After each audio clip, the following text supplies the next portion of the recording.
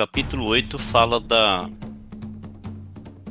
trombeta, quarta trombeta, e essa quarta trombeta, ela dá abertura aos três ais, né? O ai, ai, ai, que daí do versículo 13, eu vou voltar aqui para ler o último versículo do capítulo 8, onde diz assim: Então vi e ouvi uma águia. Nós já identificamos uma águia, claro, como um anjo, né? Que voando pelo meio do céu dizia em grande voz: Ai, ai, ai, dos que moram na terra, por causa das restantes vozes da trombeta, é o toque da trombeta, dos três anjos que ainda têm de tocar. Aí a quinta trombeta, ela dá abertura ao primeiro ai, né? E aí o capítulo 9 diz assim: O quinto anjo, capítulo 9, versículo 1, o quinto anjo tocou a trombeta e vi uma estrela caída do céu na terra. Notem que João não diz que ele viu uma estrela caindo, ele já viu uma estrela caída do céu na terra. E foi-lhe dada a chave do poço do abismo. Então, aqui está se referindo a um anjo.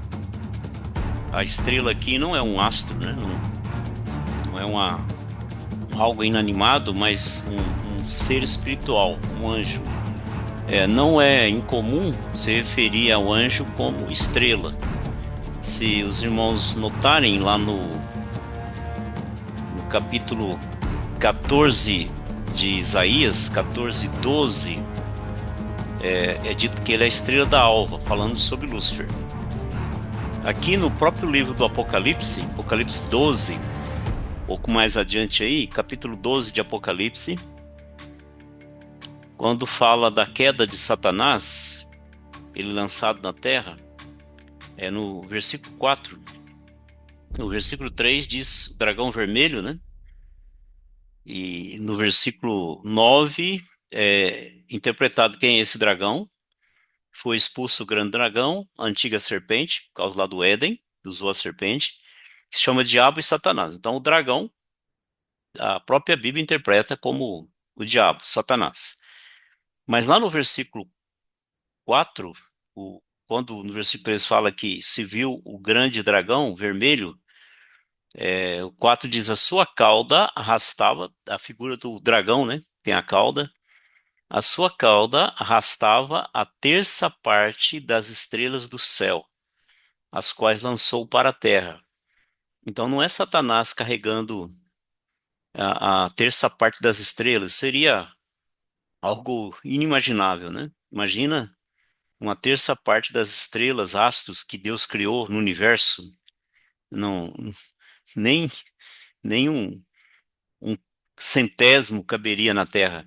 Mas tratando-se de espírito, anjo não ocupa espaço, né? Pode ser milhões, eles não ocupam espaço.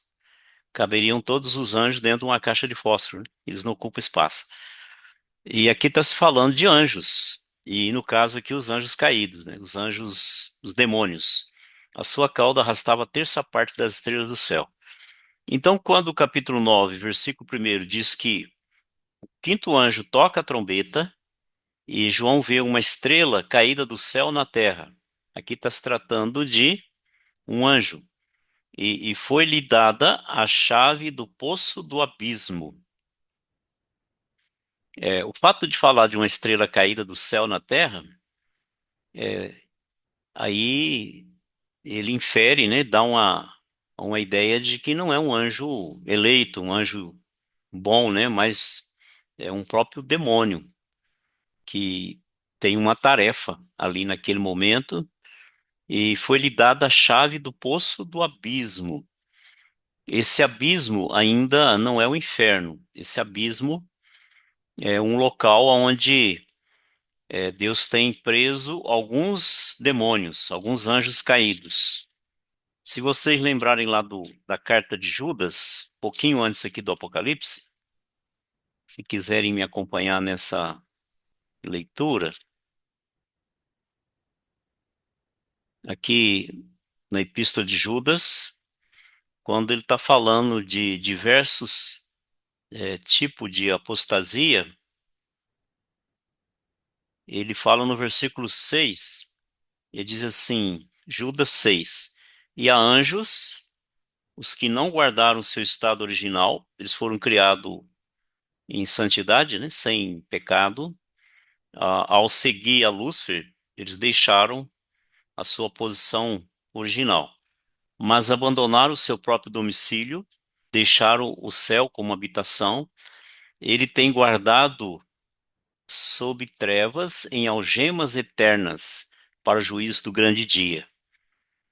Então a carta de Judas, ela nos ensina que alguns anjos estão presos eternamente, algemas eternas. Mas aqui no capítulo 9 de Apocalipse fala de outro grupo de anjos que também estão no abismo, só que não com algemas eternas. O contexto do capítulo vai provar isso. Eles são soltos na terra. Então tem anjos ali guardados para um momento certo.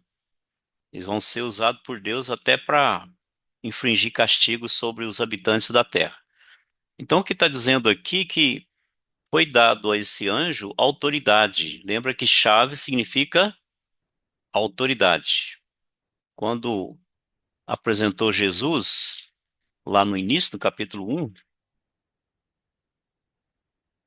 e nas apresentações também para as igrejas, fala que ele tem a chave da casa de Davi, né? Eu tenho, no 18, por exemplo, do capítulo 1, fala que ele tem as chaves da morte e do inferno. Ele tem autoridade sobre a morte, sobre o Hades ou o Sheol, mundo dos mortos. Quando fala que ele tem a chave da casa de Davi, é dito que ele tem autoridade, ele é o rei, ele tem autoridade sobre a descendência de Davi ou até mesmo sobre a vida de Davi. Então, a chave dada a esse anjo é uma autoridade para que ele abra o poço do abismo, ou seja, ele solte ali do abismo alguns demônios que são chamados nesse capítulo de gafanhotos.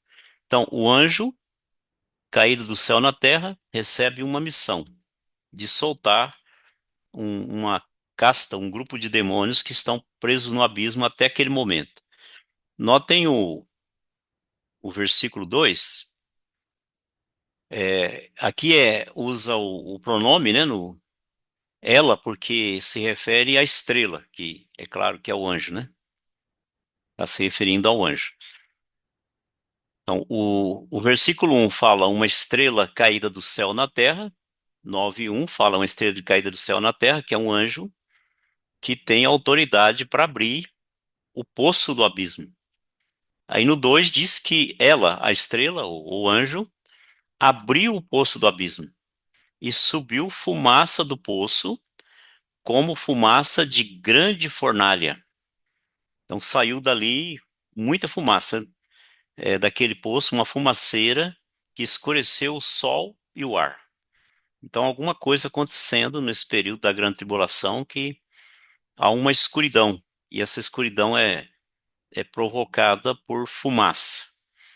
A aplicação literal disso ninguém sabe, né? Será que isso se refere à fumaça literal que sai do abismo? Isso se refere a erupções de vulcões, né? Ou o que está acontecendo aqui?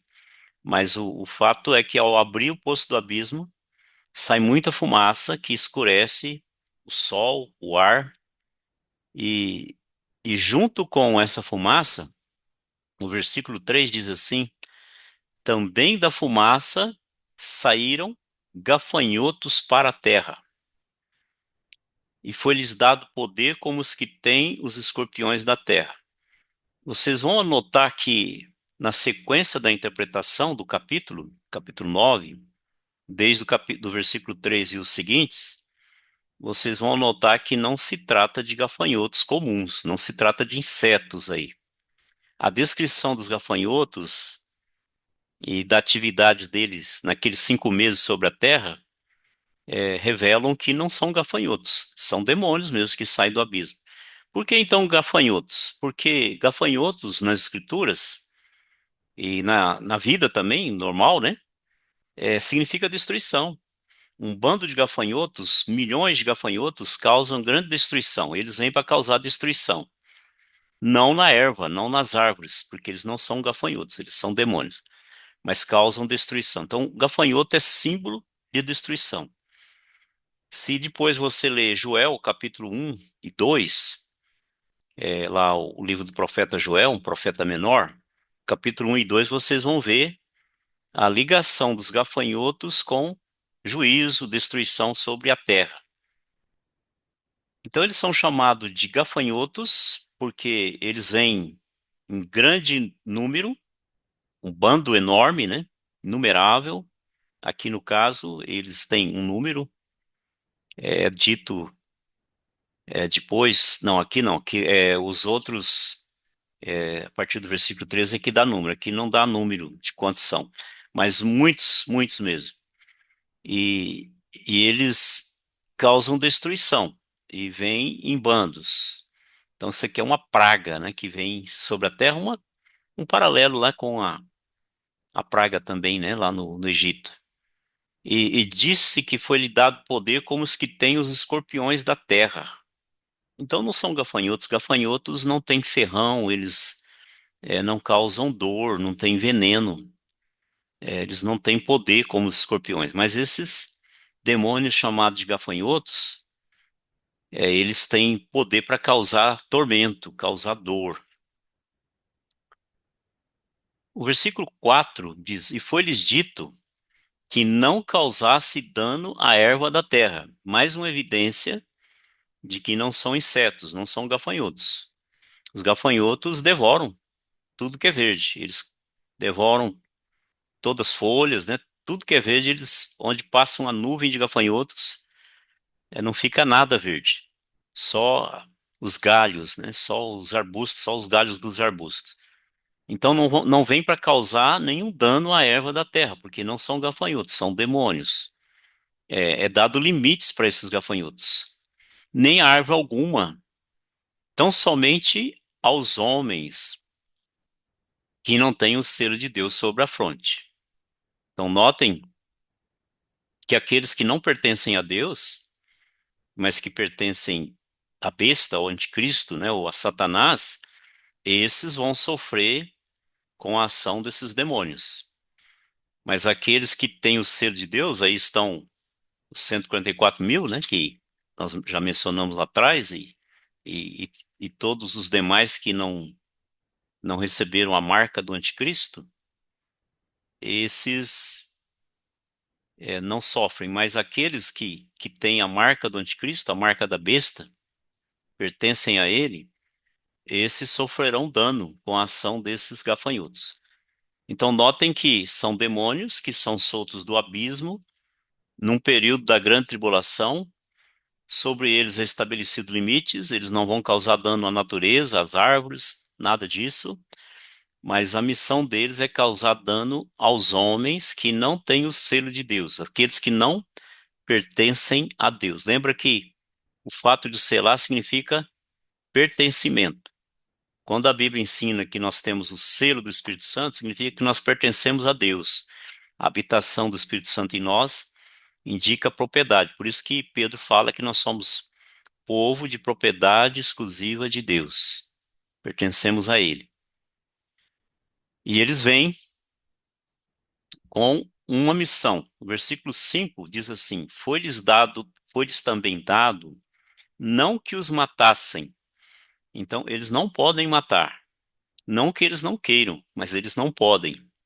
Eles não podem matar os homens, mas sim atormentar. E tem o período. O período é 5 meses, que é a duração de um gafanhoto. Então há um paralelo, né? Gafanhoto, uma média de duração da vida de um gafanhoto é só 5 meses. E esses demônios, eles vão atormentar por 5 meses. Vão atormentar. E notem que é dito que eles têm poder como os escorpiões da terra. Uma picada de escorpião. A dor que é causada pelo veneno da picada do escorpião. Esse é o sofrimento que os homens vão ter. E o final do versículo 5 diz: o seu tormento era como tormento do escorpião quando fere alguém. Isso aqui é para dar uma ideia da dor, né, do sofrimento. Quem alguma vez já foi picado por escorpião sabe essa dor lancinante, uma dor intensa, uma dor que tira a paz. Então, esse tormento causado pelos demônios será parecido com a picada do escorpião quando fere alguém. Isso vai ser tão terrível, tão difícil, esse sofrimento, que os homens eles vão procurar a morte. É o que diz no versículo 6. Naqueles dias, nesses dias de tormento dos escorpiões, que são 5 meses, os homens buscarão a morte e não a acharão. Olha só a figura de linguagem aí no final do versículo. Também terão ardente desejo de morrer, mas a morte fugirá deles. Que coisa impressionante, né? Ver alguém assim amargurado, com grande sofrimento e tentando morrer, desejando a morte. E diz que eles procuram a morte, mas a morte fugirá deles. O que será que implica isso, né? Será que nem mesmo o suicídio eles conseguem? Tentam se matar, mas não morrem? Para que sofram durante todo aquele período dos 5 meses o tormento dos demônios que são chamados de escorpiões. Então a morte não está presente, ela tirou férias. 5 meses de férias. Os homens não conseguem morrer, mas serão atormentados durante todo esse tempo. Essa figura é interessante. A morte foge deles, ou seja, eles não tentam, mas não conseguem morrer. E depois é dado uma descrição desses gafanhotos. É mencionado como eles parecem, como eles se parecem. O verso 7 diz que o aspecto, a aparência dos gafanhotos era semelhante a cavalos. Então notem que não tem nada de gafanhotos. Eles têm poder de tormento com o escorpião e eles parecem com cavalos, semelhante a cavalos preparados para a peleja, como um exército daquela época, alinhados, enfileirados para atacar. Um exército vindo com soldados montados em cavalos, preparados para a peleja, e na sua cabeça havia como que coroas parecendo de ouro. Talvez é uma hierarquia de demônios, né, que tem autoridade sobre os demais demônios. Por isso a autoridade, a coroa sobre a cabeça. E havia como coroa parecendo de ouro. E o seu rosto era como o rosto de homem. Então, notem a descrição que João faz. Uma coisa terrível, uma aparência estranha. Eles estão alinhados como cavalos, preparados para a guerra, tem coroa sobre a cabeça e rosto como rosto de homem, ao mesmo tempo ferrão como de escorpião. E a descrição continua. Tinham também cabelos, como cabelos de mulher, alguma coisa nos gafanhotos que parece cabelo comprido, né? Cabelo como cabelo de mulher, e tem dentes como de leão. Uma descrição muito horrível que João vê nesses demônios. Uma aparência não igual a nada, né? Ele tem que usar algumas figuras para tentar mostrar o que é esse demônio. Então, notem que estão alinhados como cavalos para a peleja, tem ferrão como de escorpião, rosto de homem, cabelos de mulher e dentes como dentes de leão. Uma aparência terrível desses demônios. O versículo 9: tinham couraças como couraças de ferro. Então eles estavam vestidos como soldados para a batalha, como aquela armadura do soldado romano. Aquelas couraças parecem de ferro. E o barulho que as suas asas, eles têm asas, faziam era com o barulho de carros e de muitos cavalos. Então a ideia de um exército de demônios. que vêm com essa aparência terrível, alinhados como cavalos, que têm asas, que têm couraças, e o barulho das asas parece barulho de um exército, de muitos soldados, né, sobre carros e cavalos correndo para a peleja. Algo assustador e terrível e também de tormento, trazendo grande sofrimento sobre as pessoas. Lembrem-se que somente sobre aqueles que não têm o selo, que não pertencem a Deus. Claro que aqui não tem nada a ver com a igreja já não está mais na terra, ela foi arrebatada, mas aqueles que creram na grande tribulação, no Messias, na vinda do Messias, esses pertencem a ele, esses não sofrem esse tormento. Mas aqueles que seguem o anticristo e submetem-se a ele, têm a sua marca, esses serão o alvo desse tormento por 5 meses, desse grupo de demônios, chamado aqui de gafanhotos. Pastor, Pois não? tem uma pergunta. Sim. O senhor tem falado, né, sobre essas pessoas que têm o selo. Esses que têm o selo seriam aqueles 144.000, né? Não, além deles, outros também. Todos os que Ah, tá. não. É Aqueles isso que são eu. selados para uma missão especial, né? Testemunhar na Ah, grande tribulação. entendi. Mas todos os Entendi. Porque demais eu. que não, que aguardam a vinda do Messias e não aceitaram a marca do anticristo, esses pertencem a Deus. Entendi. É porque eu Na fiquei grande na dúvida tribulação aquele dia haverá que a uma gente separação, né? estudou. Os que têm a marca do anticristo e os que têm o selo de Deus. Eu fiquei na dúvida sobre esses 144.000 que são judeus, né? Uhum. Os 144 E, mil são só judeus. e eu fiquei pensando, Hum. será que só 144.000, porque diante da população, né? Só um minutinho, pastor. Aham. Pastor, enquanto isso, o senhor entende como esses demônios físicos ou espirituais, assim, visíveis, concretos, visíveis ou invisíveis espiritualmente? E Então, a outra pergunta é assim, na época do faraó do Egito lá, uhum. era gafanhoto mesmo ou era demônio também? Na época de Faraó eram gafanhotos mesmo, né? E ali as descrições de Joel, de Abacuque, na Joel Naum, né, que fala de gafanhotos devorando o que o judeu plantava, era gafanhoto literal. Há algumas interpretações recentes, contemporâneas, né? Um tempo atrás, ao ver essa descrição, o barulho, né, as asas, alguns comentaristas diziam isso aqui são soldados do anticristo e a descrição de gafanhoto aqui é uma descrição de um exército de helicópteros.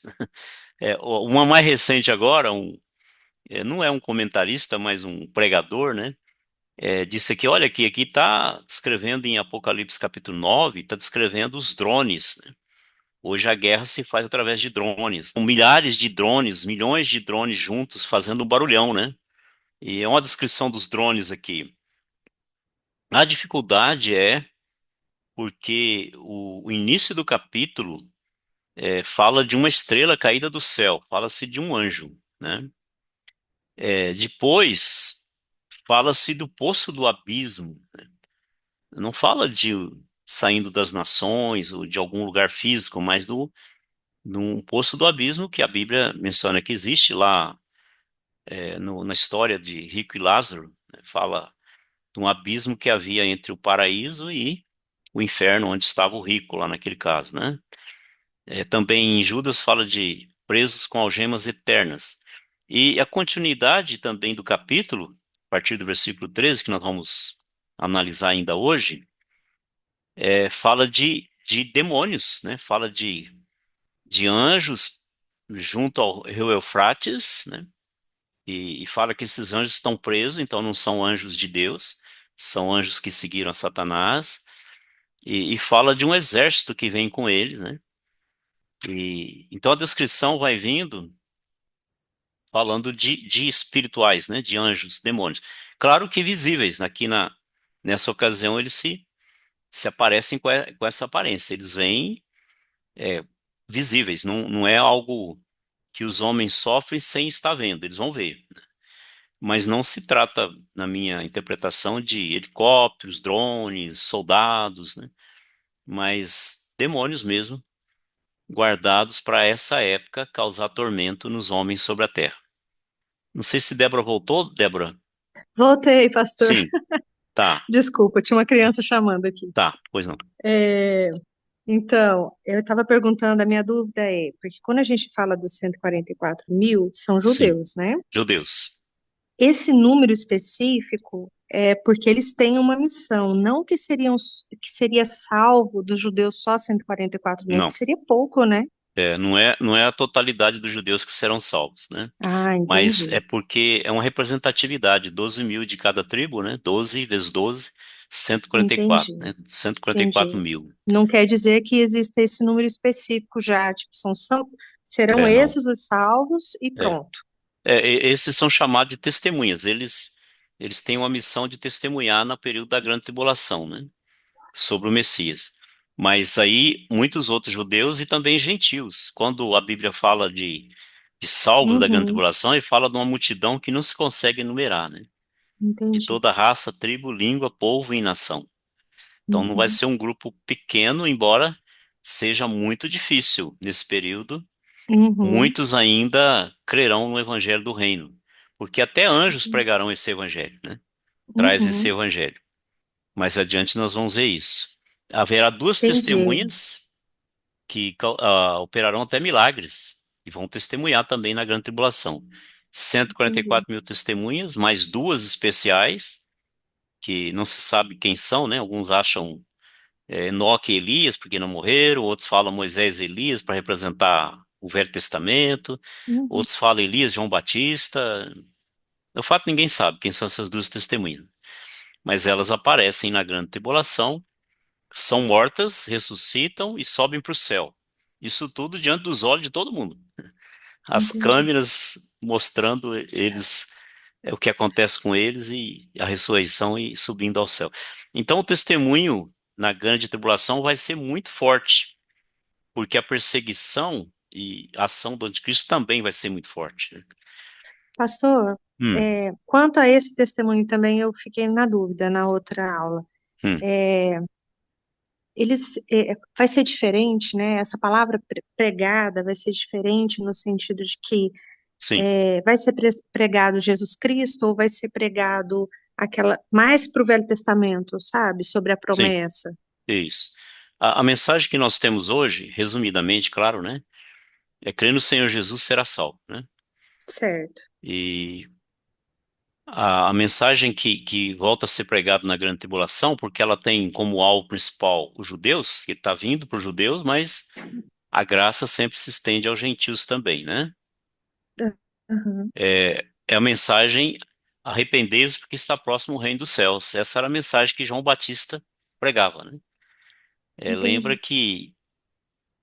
que Jesus falou, né? Que a lei e os profetas vigoraram até João Batista.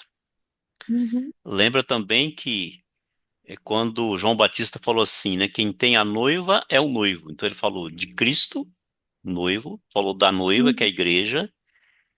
Aí diz: o amigo do noivo vê essas coisas e se alegra.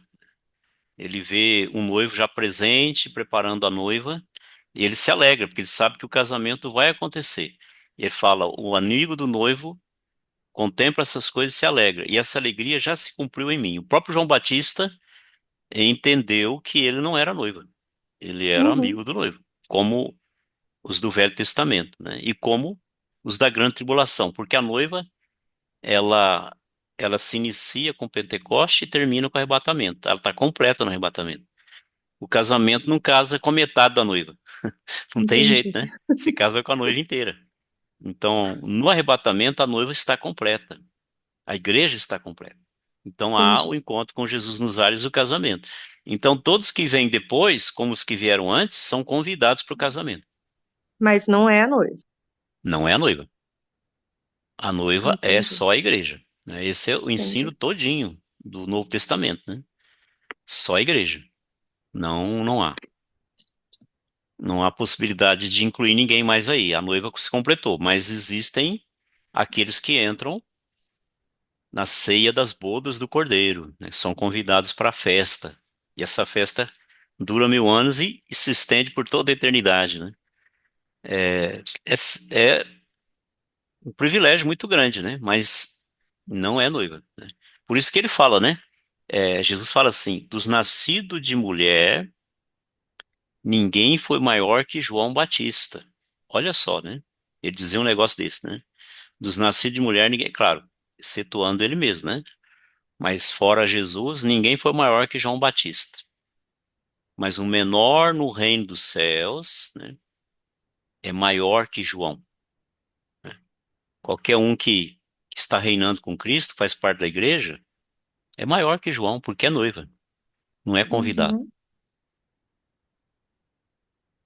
entendi. Consegui ser claro? Não ajudei um pouco? Sim, sim, Tá bom. esclareceu Então, bastante. Mariana, e para os outros, eu não consigo entender, né, ou interpretar aqui esses gafanhotos não sendo demônios, né, porque todo o contexto fala sobre isso. A hora que chegar no versículo 11, então vai ficar bem claro que se trata de demônios, não de drones, não de exércitos, não de helicópteros ou qualquer outro invento que o homem fizer, né? Mas trata-se realmente de demônios. E aquela aparência que João viu, ele foi descrevendo com coisas que ele conhecia, né? Gafanhotos, leão, dente de leão, asas, ele foi descrevendo, caudas e tudo mais. E o barulho que faziam. Olha só o que diz o versículo 10. Tinham ainda cauda como escorpiões. E a gente sabe que a cauda do escorpião é aquela levantada, né? Onde tem o ferrão. E na sua cauda tinham poder para causar dano aos homens por 5 meses. Esse é o período que eles vão causar tormento. Lá o versículo 5 falou isso, 5 meses.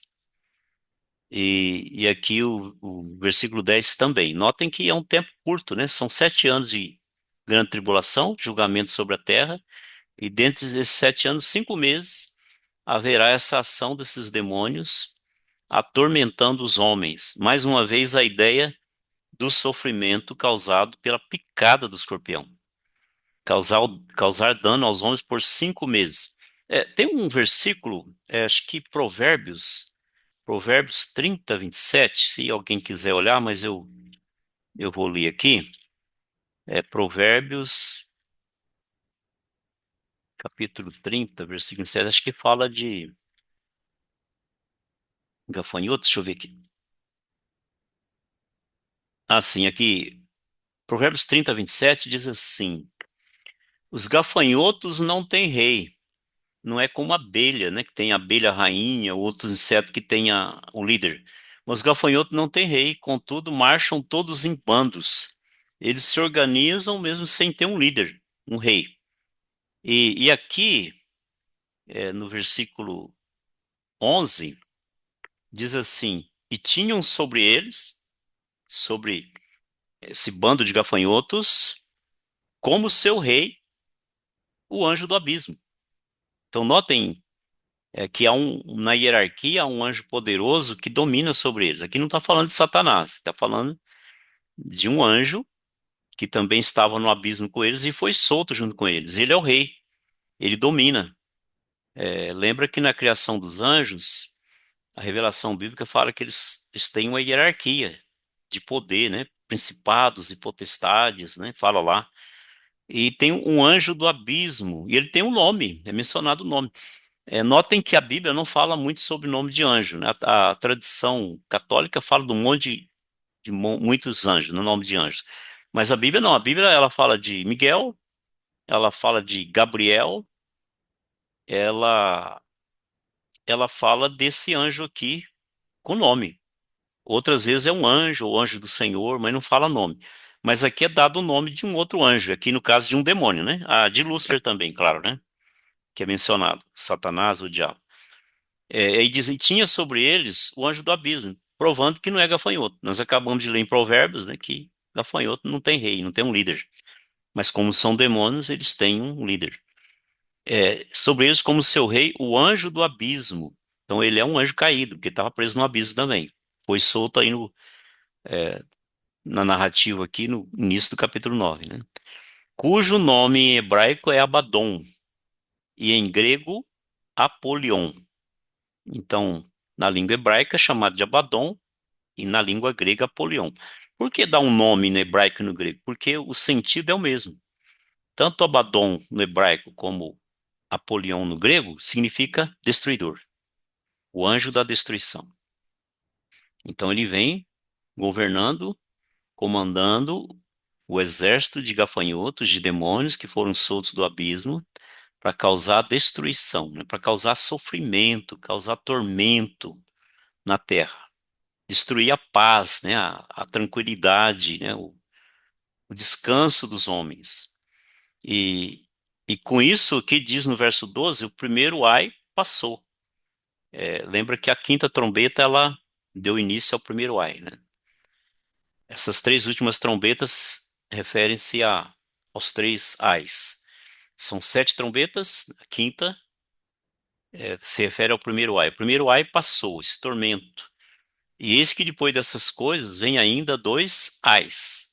Ai, ai, ai, sofrimento, grande sofrimento. O versículo 13 diz assim: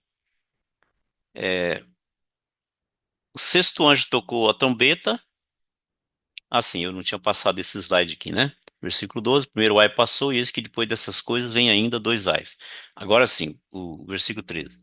O sexto anjo são sete anjos tocando sete trombetas.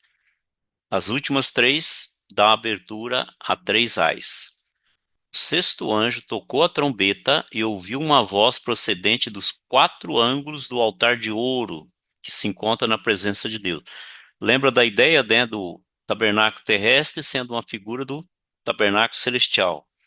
Então, o altar do ouro aqui representa o altar do incenso, porque o altar do holocausto não era de ouro. O altar do holocausto era madeira de acácia revestido de bronze, que significa juízo. Mas aqui esse altar de incenso, ele era de madeira de acácia, mas revestido de ouro.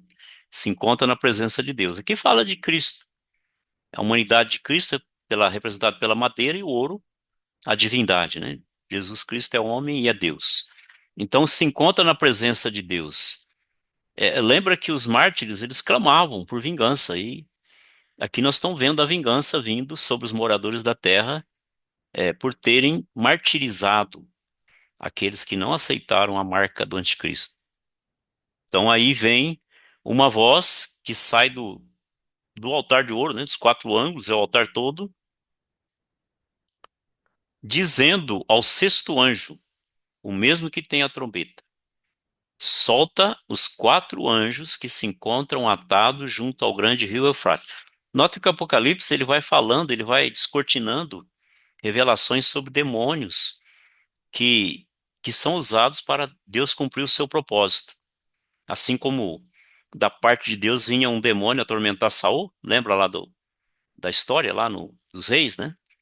Quando Saul era atormentado por um demônio e só se acalmava quando Davi tocava a sua harpa. Aqui, esses anjos que estão no abismo, chamados de gafanhotos, têm um propósito na grande tribulação, eles cumpriram o seu propósito nos 5 meses, e agora, dos quatro ângulos do altar de ouro, o altar de incenso, sai uma voz e diz assim, uma ordem: solta os quatro anjos. Por que que a gente entende que esses anjos não são os anjos eleitos, ou seja, os que não caíram, os que não seguiram a Satanás? Porque é dito que eles estão atados, estão presos até aquele momento. Então eles precisam ser soltos. E não há razão de ter um anjo eleito, né? Um Gabriel, por exemplo, Miguel atado, preso. Não, não tem nenhuma lógica, né? Não há como racionalmente pensar numa coisa dessa.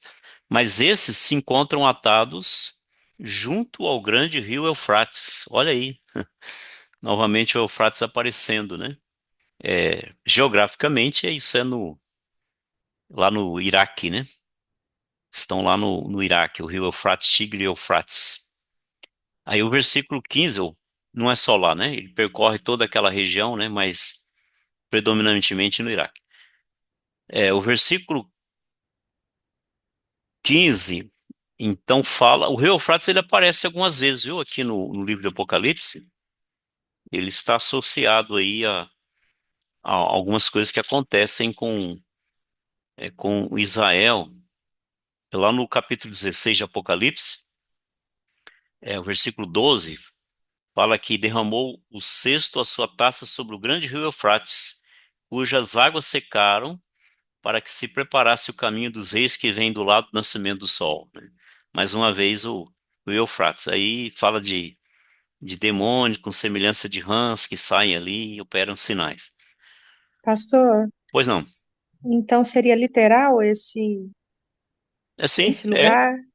que é literal, né? Não, Uhum. não há uma correspondência espiritual para o rio Eufrates, né? Não há. Agora, é claro que eles não são vistos, né? Eles não podem ser vistos. E eles estão presos com um propósito, um único propósito. Ali diz assim, né? É, isso, o versículo 15. Foram então soltos os quatro anjos que se achavam, olha só, preparados para Preparados, a hora, o dia, o mês e o mês e ano. o ano. Então eles têm uma Uau, missão, mesmo sendo demônios, eles submetem-se a Deus, eles têm que obedecer à ordem de Deus.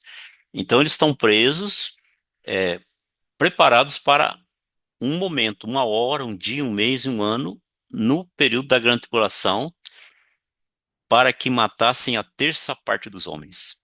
Imaginou uma coisa dessa? Eles vêm com o propósito de matar uma terça parte dos homens. São anjos, embora caídos, são poderosos. Lembra que no Velho Testamento, em uma ocasião, né, numa guerra, um anjo feriu 70 mil sírios, né? Anjos são poderosos. E esses demônios, embora caídos, eles são poderosos. E com a autoridade, com a ordem de Deus, eles vêm e realmente fazem isso. Então, eles estão ali reservados para a hora, o dia, o mês e o ano. E eles vêm com a cavalaria, né? Veja só o que diz o verso 16: o número dos exércitos da cavalaria, mais uma vez a ideia de muitos demônios, era de 20 mil vezes 10 milhares. E eu ouvi o seu número. Isso aí é matemática, né? 20 mil vezes 10 milhares, 200 milhões. 200 milhões de demônios. Esses não são todos os demônios, imagina. Uma terça parte dos anjos seguiu a Lúcifer. E dessa terça parte tem os gafanhotos e tem esse número aqui, né? Que é mencionado, né? Muito, né? 20 mil vezes 10 milhares. E eu ouvi o seu número. 200 milhões. Naquela época não havia um número tão grande, né? Por isso que é dito assim, 20 mil vezes 10 milhares, né? 10 milhões. Até um tempo atrás também, na antiguidade, não havia bilhões, trilhões, né? Quatrilhões, quintilhões, não havia. Isso aí, à medida que o mundo foi evoluindo, né? E criando cifras e números, que foi surgindo essas terminologias. Então, muito demônio mesmo. E eles têm também aparência. O verso 17 descreve a visão que João teve desses demônios. Assim, nessa visão, contemplei que os cavalos e os seus cavaleiros tinham couraças cor de fogo, tipo uma cor de cobre, né? Alguma coisa avermelhada. De jacinto, jacinto é um azul, né? Uma cor meio azulada. E de enxofre, aquela cor escura do enxofre. A cabeça dos cavalos era como cabeça de leão, e da sua boca saía fogo, fumaça e enxofre. Fogo e enxofre aparecem na Bíblia como juízo. Então eles vêm aplicar juízo na terra, é Deus que está aplicando juízo, mas por intermédio desses demônios. Deus usando os próprios demônios para aplicar juízo na terra. Talvez alguém está pensando, puxa, mas usar os demônios, né, que são piores que os homens para aplicar juízo. Esse era o dilema de Abacuque também. Abacuque começou a questionar Deus, ele se colocou na torre, esperando o livramento, questionando Deus por que Deus estava usando os assírios para provocar juízo sobre Israel. Os assírios eram pior que Israel.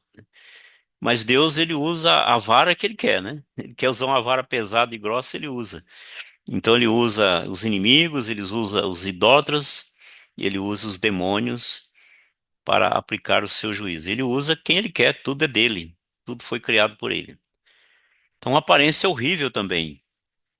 Coraça cor de fogo, cor de jacinto, de enxofre, cabeça como cabeça de leão, e da boca saía fogo, fumaça e enxofre.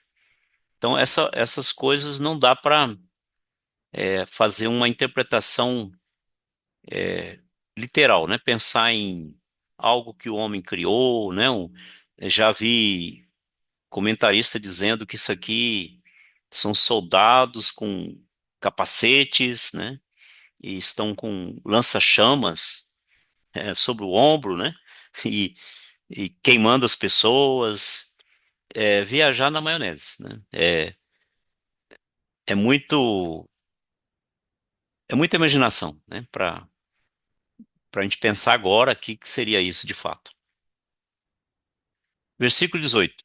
Por meio desses três flagelos, a saber, pelo fogo, pela fumaça e pelo enxofre. A gente sabe que o fogo mata e a gente também sabe que a fumaça também, né, mata também. Muita gente no incêndio morre não queimado, mas morre intoxicado pela fumaça, né, asfixiado pela fumaça. E o enxofre também, né? O enxofre produz gases, né, e causa morte também. Então, esses são três flagelos: fogo, fumaça, enxofre, e todos eles representam o juízo, que saíam da sua boca, foi morta a terça parte dos homens. Então, nunca houve antes, nunca se falou, nunca se leu sobre tamanha mortandade que haverá na grande tribulação. Aí dá a impressão que está dizimando todo mundo, né? Ah, vai ficar ninguém. Não, a população da Terra é gigantesca, né? E mesmo morrendo tanta gente, fica muita gente ainda. Em questão de número, né? Claro. Pois a força dos cavalos estava na sua boca e na sua cauda, porquanto a sua cauda se parecia com serpentes venenosas que picam, e, e tinha cabeça, e com ela causava um dano. Então a descrição de João é que ele descreve só de animais peçonhentos, venenosos, para representar o sofrimento e o dano que é causado por esses demônios que são soltos aí para aplicar juízo de Deus sobre os moradores da terra. Os outros homens, aqueles que não foram mortos por esses flagelos, não se arrependeram das obras das suas mãos. Notem aí a obstinação, né, a dureza, a incredulidade, o ateísmo, a apostasia. Mesmo vendo tudo isso, passando por esse, vendo a humanidade passando por esse flagelo, não se arrependeram das obras das suas mãos. Que ele está falando aqui? Está falando de idolatria.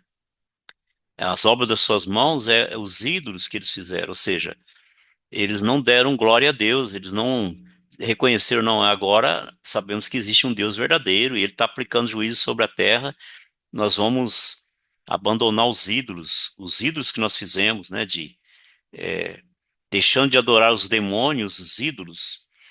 Ah, lembra de Paulo falando lá aos Coríntios, ele fala assim, o ídolo em si não é nada, ele é um vazio, porque o ídolo, a Diana dos Efésios, né, Ártemis, né, ou a Dionísio, ou a qualquer deus grego ou romano, não existe. Criado na imaginação humana. Então Paulo fala, os ídolos em si não são nada, é um vazio. Só que Paulo fala, o vazio do ídolo, aquela adoração que é direcionada ao ídolo, ao vazio do ídolo, é recebida por demônios. Os demônios, sabendo que os ídolos não são nada, não existem, eles recebem a adoração desses demônios. Por isso que a idolatria é condenável, porque adorar ídolos é adorar demônios. É claro que a gente não fala abertamente isso, né, com um católico, né, ou com um hindu, ou com qualquer outro que adora ídolos, mas a gente ensina, né? A gente ensina através da palavra que a adoração a ídolos é condenável. E aqui ele está dizendo isso, né, que eles não se arrependeram das obras das suas mãos, os ídolos que eles fizeram, deixando de adorar os demônios e os ídolos de ouro, imagens que fizeram de ouro, de prata, de cobre, de pedra, de pau, que não podem ver, nem ouvir, nem andar. Então aqui é claramente um juízo sobre a idolatria do homem, desde Nabucodonosor até o reino do anticristo. A idolatria, os idólatras são punidos agora, todos, né? Aqui, esses que não morreram, porque eles não se arrependeram da idolatria, dos ídolos que eles mesmos fizeram, de ouro, de prata, de cobre, de pedra e até de pau, de madeira, que não podem ver, nem ouvir, nem andar, não são nada. Eles não veem, não andam, nem ouvem, né? E também eles não arrependeram das suas más obras. Verso 21, nem ainda se arrependeram dos seus assassínios, nem das suas feitiçarias, nem da sua prostituição, nem dos seus furtos. Ou seja, o coração do homem é terminantemente mau. Mesmo num juízo desse, aqueles que não pertencem a Deus, que são do anticristo, no sofrimento, não se arrependem, nem da idolatria, nem da prática da sua maldade, seus assassínios, das suas feitiçarias, nem da sua prostituição, nem dos seus furtos. E por isso, o juízo continua. Não para aí, né? Nós vamos estudar na próxima oportunidade, no versículo 10, ele tendo uma visão, e o versículo 11 também, mas do 12 em diante ele começa a descrever, né? O que acontece com Satanás sendo lançado à terra, e a perseguição, e o anticristo se levantando, mencionando o anticristo. Lembra que Apocalipse não é cronológico, né? Não é porque o capítulo 13 está aqui no meio do livro, e só agora é que o anticristo aparece, né? Mas aqui é uma descrição da visão que João teve, quem é o anticristo, de onde ele veio, e o que ele é e o que ele vai fazer. Pois bem, perguntas, dúvidas